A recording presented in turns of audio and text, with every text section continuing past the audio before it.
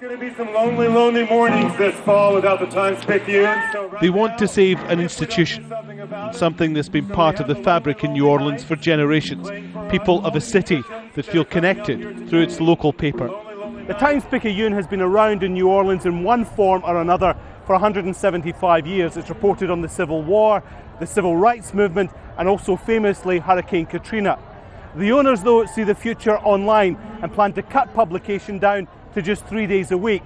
That'll make New Orleans the biggest city in America with no daily newspaper. They're really only concerned about the bottom line. Why not about the common good? Times Picayune has been our partner in our recovery since Katrina, and they have provided the platform for civic dialogue, for community discussion. Even though the newspaper has one of the largest readership rates in the country, some days it's short of advertising, which makes the money. The owners say digital editions are the future.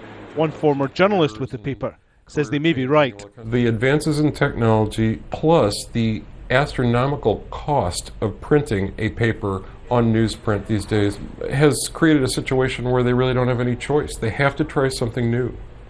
America's newspaper industry is going through massive change. Big name papers have closed, other smaller ones have gone too, as more people get their news online. But in New Orleans, 30% of the population still isn't hooked up to the internet. Jack Davis worked for the paper, then went on to run a few more around the country. He says a city like New Orleans needs a strong daily newspaper.